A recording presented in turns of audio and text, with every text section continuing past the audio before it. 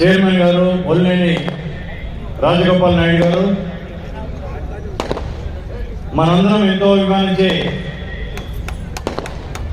గొప్ప నటుడు డైరెక్టర్ భాగ్యరాజ గారు, శతావధాని బ్రాహ్మణులకే పరిమితమైన అవధాన దానంలో శతావధాని అయిన మేడసాని మోహన్ గారు, ఇక్కడికి విచ్చేసిన వేదిక నిలిచిన పెద్దలు,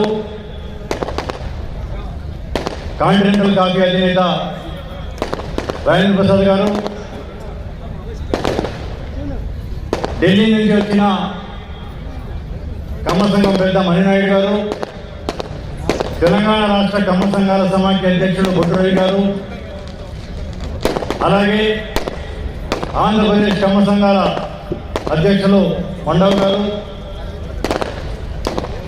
బెంగళూరు నుంచి వచ్చిన మన పెద్దలు కబడ్డీ బాబు గారు, హరీష్ గారు, కనకరాజ్ గారు, ఈ యొక్క స్థలాన్ని మనకి ఎంతో అనుకూలమైన ఈ స్థలాన్ని ఇచ్చిన భాస్కర్ గారు, నోబెల్ హాస్పిటల్ భాస్కర్ గారు, టిఆర్ఎస్ కాలేజ్ అధినేత సుబ్రహ్మణ్యం గారు,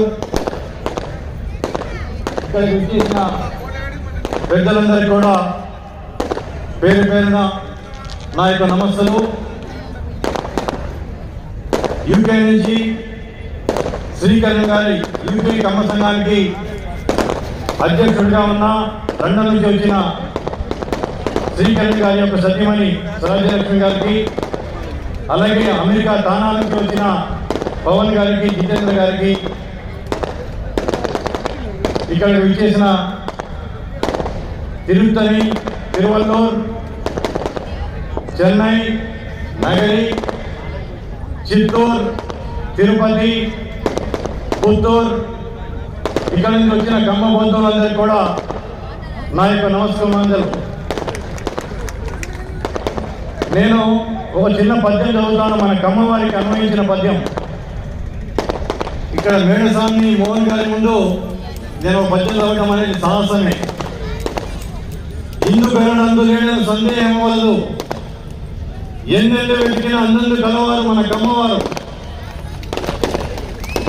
మన దేశంలో ప్రపంచవ్యాప్తంగా విస్తరించిన మన కమ్మవారు 2,10,00,000 మంది ఉంటారు. దానిలో 3వ వంతు 65 లక్షల మంది మన యొక్క తమిళనాడులోనే ఉన్నారు. అటువంటి కమ్మవారందరినీ ఒక వేదిక కావాలని కమ్మ అసోసియేషన్, కమ్మ సంఘాలు కొన్ని వందలు ఉన్నాయి ప్రపంచవ్యాప్తంగా. అటువంటి సంఘాల వారందరినీ ఒక వేదిక ఏర్పాటు చేసి ఒక తాటిని తీసుకొచ్చి ఐక్యమత్యాన్ని పెంచితేనే మన యొక్క జాతికి ముందంజ వేయడానికి ఆస్కారం ఉంటుందని భావించి ఏర్పాటు చేసిన సంస్థ కేజీఎఫ్ కమ్మ గ్లోబల్ ఫెడరేషన్. వైష్ణవ సంప్రదాయాన్ని విశ్వవ్యాప్తం చేసిన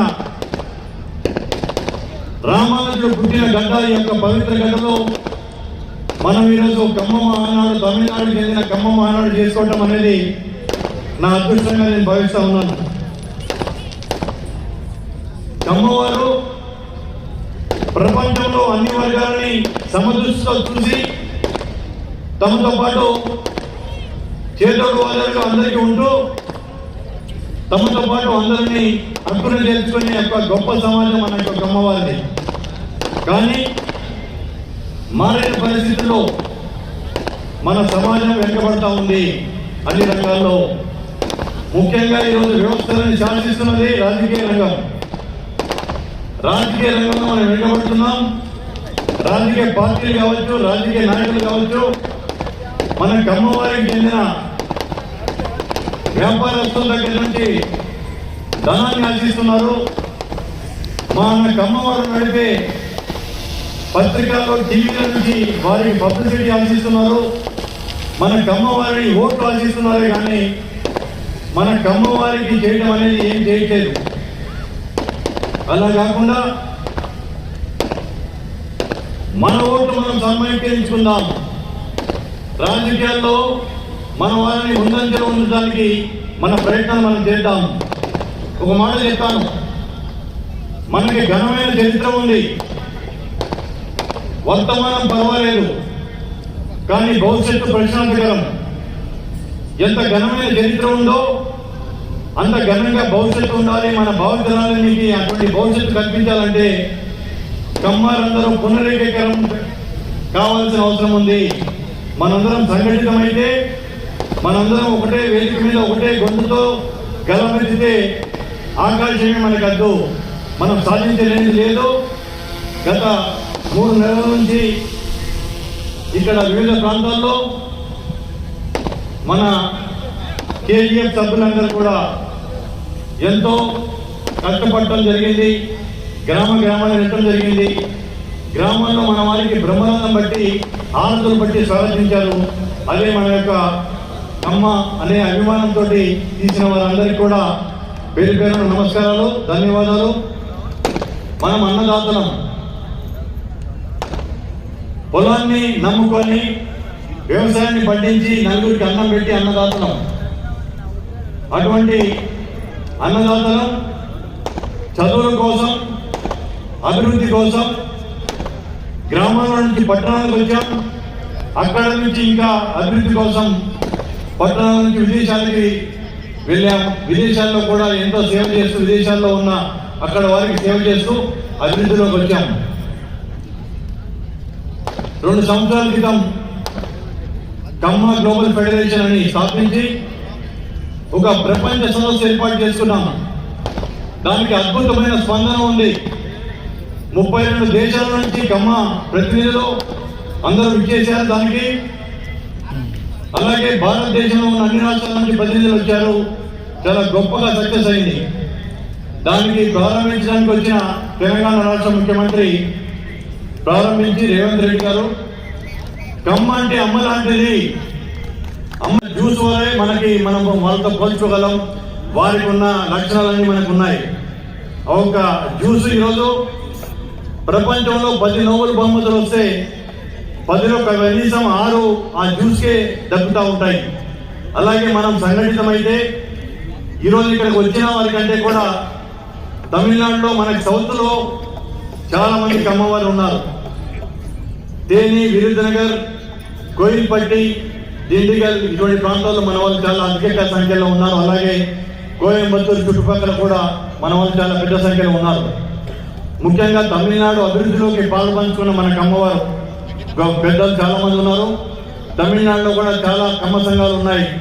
వాటన్నిటిని అప్డేట్ చేసుకొని వాటికి ఏమన్నా చేతులిచ్చి వారికి ఏమన్నా ఇబ్బందులు ఉంటే కూడా నిలబడటానికి కేజీఎఫ్ లక్ష్యంగా చెప్తున్నాను. ఇప్పుడు మన వాళ్ళు ఇక్కడికి ఒక గడ్డి మోకు ఇది తీసుకొచ్చారు. ఒక గడ్డి పరగని తెంచడం అనేది చాలా తేలిక. అదే ఈ యొక్క గడ్డితో ఒక మోకును తయారు చేస్తే ఏనుగులు కూడా కట్టేయచ్చు ఈ యొక్క గడ్డి మోపుతో. అంటే సమైక్యంగా ఉంటే, మనందరం ఐక్యంగా ఉంటే ఎంత బలం చేకూరుతుందనే నిదర్శనానికి ఈ యొక్క గడ్డి గడ్డిని తీసుకురావడం జరిగింది. మనకు ఐక్యమత్యం అవసరం.